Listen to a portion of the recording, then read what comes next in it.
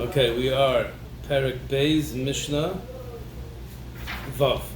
So we're still in the middle of Hillel. Hillel Azakin says, Avhu.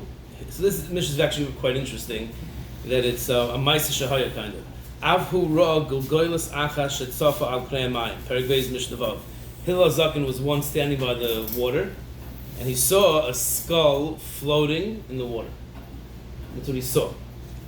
Amar Allah, so he said to the skull, Al da'ateft atfuch, since you drowned someone else drowned you, so you drowned Reuven, so Shimon drowned you, v'soif mitifayich yitufun, and in the end, those who drowned you will also be drowned. So the Rabbeinu Yonah explains, since you caused, talking to the skull, you caused the person to die, therefore you were killed, but don't think that the people who killed you aren't going to be punished. Why would you think they're not going to be punished? Because they didn't do anything wrong, right? This person killed, he deserves to be killed. So the people who killed him didn't do anything wrong. Says Hillel Azakin, no, and they who killed you are still going to be chai. I mean, even though HaKadosh Baruch Hu, I guess, was goyz that this person should die, but the one who does it is still held responsible.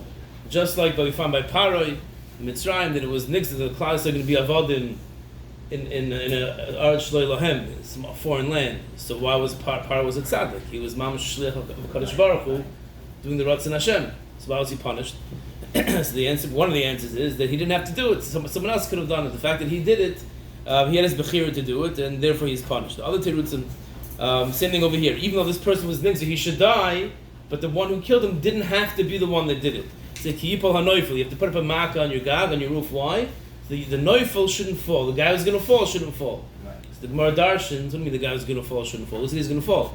Teretz said someone who falls off someone's roof without the marker, he was mechuyev misa anyway. Things don't just happen. There's no coincidence in this rule.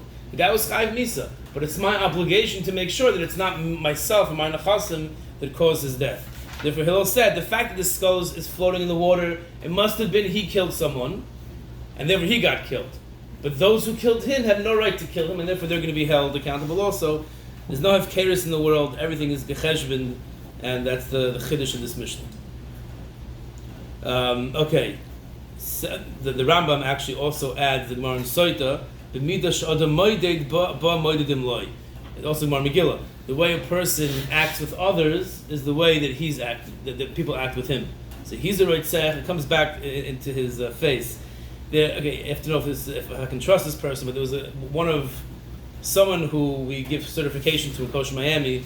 I was telling him that he wanted to do something that we're not sure if we want to let him do in the setup of the kitchen. So he made a joke. He winked at me, made a joke that I'll take care of you, don't worry about it. He was joking, we're friends, for friendly. So I said, listen, there's a video camera there. I said, you have the camera there, right? That sees what you're doing. So I have a camera wherever I go that sees what I'm doing. So I can't. So he's like, me too, Rabbi, when I was younger, I tried to pull shtick on the mashgichim all the time. He said, and I saw that every single time that I tried to cheat, it came back at me. I never gained anything I lost from, so I'm already too old to pull shtick, so even though he's not from, he was saying that I can still trust him. I wouldn't trust him as far as I can throw him.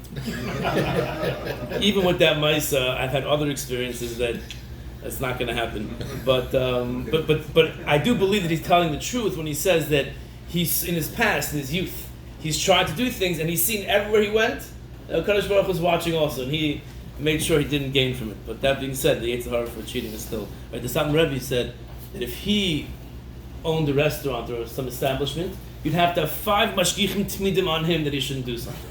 So the Yetzer Hara, that's an honest person. So anyway, I have a question. Yeah.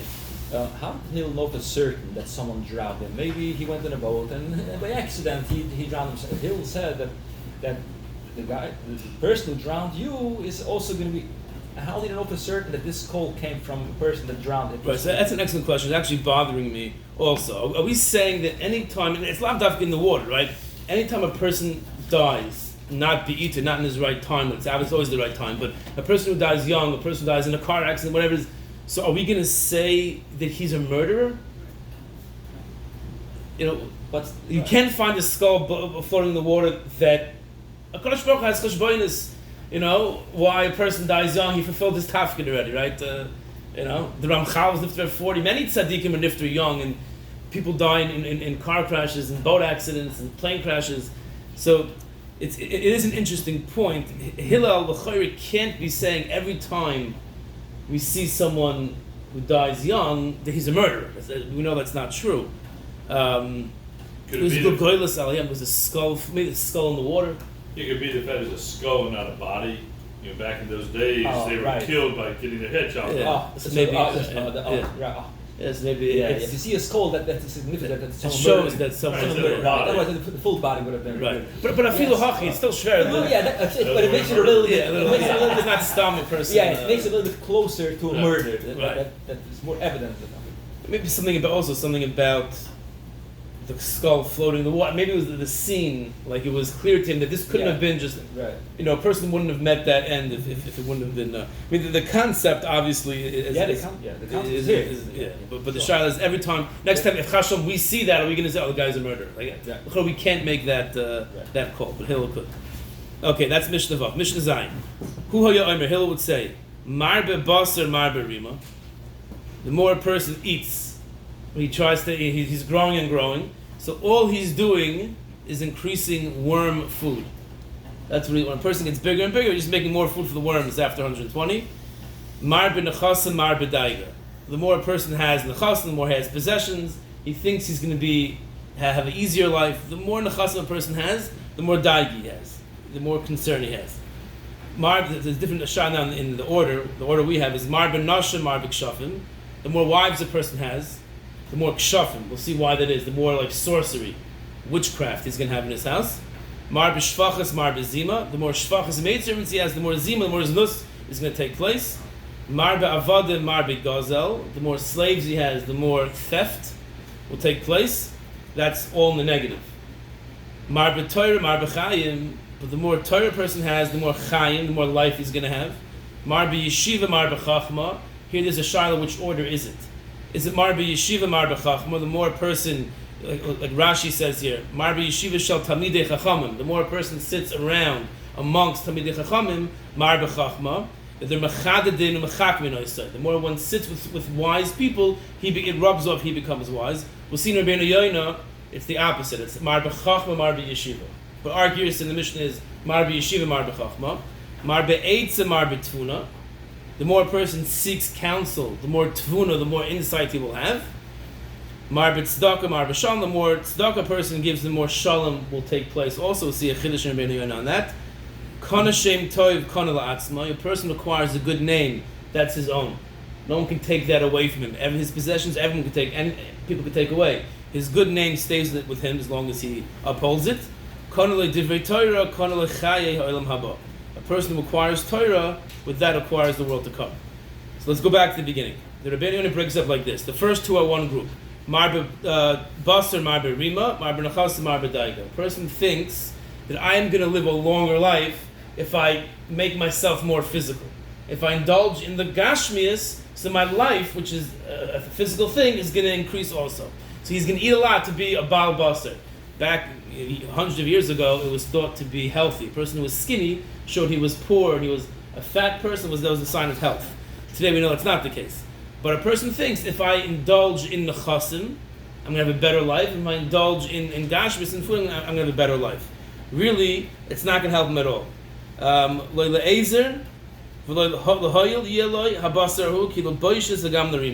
His added flesh is just going to be an embarrassment for him in the long run, and just to have more food for the worms. And same with Marbadaiga, he says that you look at people who are very wealthy and they have businesses, they can't sleep at night. His lashon is Shal Oisei L'Chacham V'Yagetcha Ashim V'Yoim Ruach. You ask the Ashirim, are they calm, are they relaxed? No, a person who has what he needs and he has enough, he can go a little on a vacation, and he's not obviously a person who has no parnasa. That's a problem. That's also, if you have too little nechasim, you have a lot of daiga. A person who has what he needs, he has what he needs. He's much happier than the person who has his marbe nechasim. Marbe nashim, marbe kshafim, says the Rabbeinu Yonah, if one has more than one wife, for some reason I don't know why one want that, but if one has more than one wife, So then they're gonna vie for his attention, and they're gonna do whatever they can. If one feels she's the snua, she's the number two, she'll try to make herself the number one, and they're gonna use witchcraft to do that. That's what the Rabbeinu says. So therefore, it's not kedai to have too many wives. One is sufficient. Marbe shvachs, marbe zima, having people surrounding oneself with people who are not of the highest moral character is going to lead to things that are incorrect. That's both marbe avadim, marbe gazel, because avadim aren't so upstanding as well as shvachs. And since they're in his jurisdiction, it's as if he committed those crimes. It's as if he was mizana, as if he stole. So whoever a person takes in his chevra, a partnership in business, employees, the Mishnah is telling us, Hillel Zaken is telling us, they're in his jurisdiction, at least when they're working for him, that if they do something wrong and he has the ability to stop them, he doesn't stop them, he's nitfas on those averas. So it's a responsibility.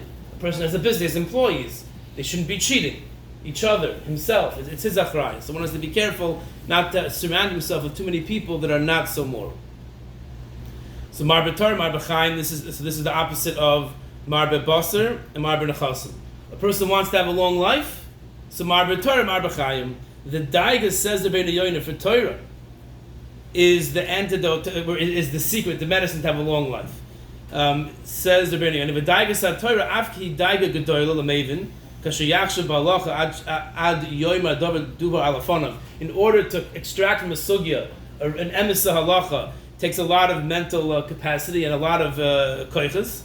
Ach ein yicholos the Daiga hila asos loyra. That Daiga of Torah can't do anything. It's not going to have a negative effect on a person, and it's going to lead him to having a long life. That's what the Rabbeinu says. So Marbe Torah is Marbe Chaim. A person wants to have a long life, learns Torah. As an aside, they say that the highest percentage of people in their 80s whose minds work well, who still don't have these disorders, is in Bnei Brak, supposedly, because they're sitting and learning, and that keeps the mind sharp. Just from a physical perspective, we see it keeps the mind sharp. The Hillel Zaken is talking about ruchnis. The Kadosh Baruch will take care of a person if he's marbe Torah. So marbe, the Rabbeinu Yonah's gear says the next thing is marbe chachma, marbe yeshiva, and he says that if a person is rotzaloymer chachmas hasvar va'pilpul, a person who has good lomdus, he says good svaras, ali dezeh marbe yeshiva, ki avoyu hatalmidim nishma dvarim chadashim ulischaded, he'll attract talmidim. And mitalmidei yosim mikulam, a person who has chachma will attract the yeshiva, and then a person learns more from his talmidim than he does from his Rabbi, from his chavrusa, and mimela he'll be vayter marbe chachma. Marbe tzedakah, marbe shalom, says Rabbeinu Yonah, hanoisin tzedakah, want to give tzedakah alidei shenanim mimamoinu, the people benefit from his wealth. I have him oisai, they love him. Marbe shalom ba'olam. Interesting. I would have thought Marbe tzedakah, Marbe shalom is you give tzedakah and then people have what they need, and that by itself is Marbe the shalom. He's saying no, it's the person who's giving, people appreciate him, and that's Marbe shalom. Interesting. Are they not supposed to even know who's giving? So that's a good point. The highest level of tzedakah is the person who doesn't know who's giving it to him. So wonderful. You can say that the fact that they're makir toiv to someone out there maybe is also b'china being marbe shalom. They don't know who it is specifically. They know there's someone out there. Maybe they'll be nice to everyone who has the ability to give it to them. Yeah. We're talking about a person who's not giving in the ideal way. That's a good question. Someone knocks on your door, so you give them. You don't not give them and then the gam kinois in eitz lachem la'asay tzedakah. You also will give eitzes to others to give tzedakah, and therefore that's marbe shalom. Now the Rabbeinu Yonah skipped marbe eitz and marbe tfuna. Someone who is marbe eitz, gives a lot of counsel or seeks a lot of counsel, will have more tfuna, will be able to make a decision. He doesn't have a pirush on that, so I'm not sure if he didn't have that in the Mishnah or just wasn't mefarish.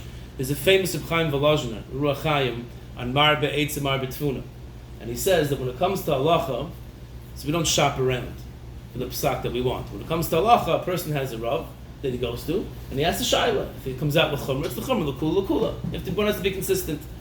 But when it comes to eitzes, a person's not sure where to send his kids to school. He's not sure where to live. He's not sure what kind of job to take.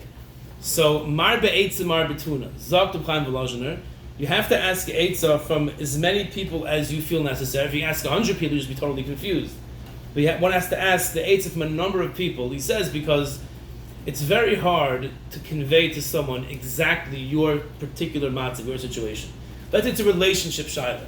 You can't convey with words a relationship, a parent and a child, a business partner, a husband and wife, a brother and two brothers. It's very hard to fully relate that to someone else. So I can't just ask the Eitzah, and then this person's going to tell me he doesn't fully understand my matzah. So I go to a number of people, 4 or 5 people, and based on what they tell me, I'm able to figure out what to do. He says, ask an Eitzah, his lashon is like people say, ask an Eitzah and decide for yourself. So if everyone says, don't take that job, and you can take, so then obviously the person's not being honest.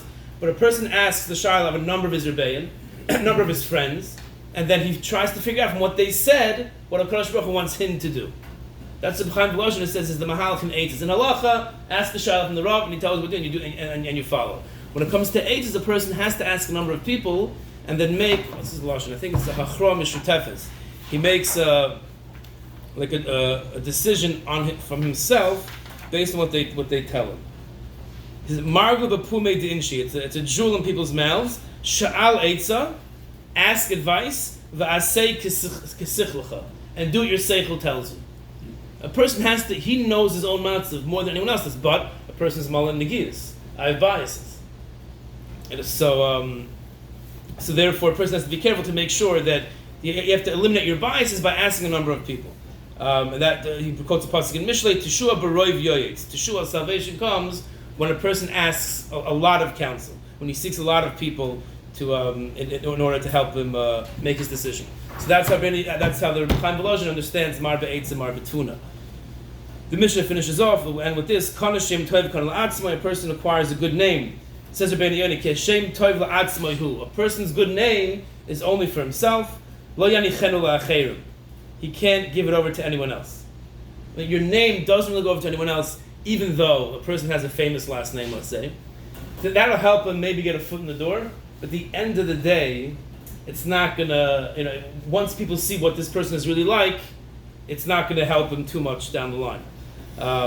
It's self-explanatory. A person who involves himself in Torah, that's the eternal kinyan that will last him to Olam Haba. We'll hold here.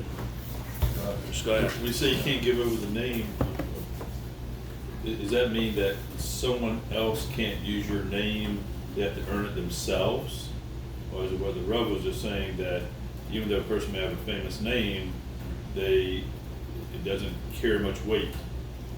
I think both are true. If a person's the son of the Rosh Hashiva, that might help him. If it's 2 equal people, he might get it, right? But at the end, if he can't give a shiur, so then he's not going to be a Magen Shiur. So the good name, if you earn it yourself, it'll go. If you inherit it, if someone gives you a wonderful haskama that take this guy for this job, after a day they'll see if he's right or not. So the person has to earn his own name.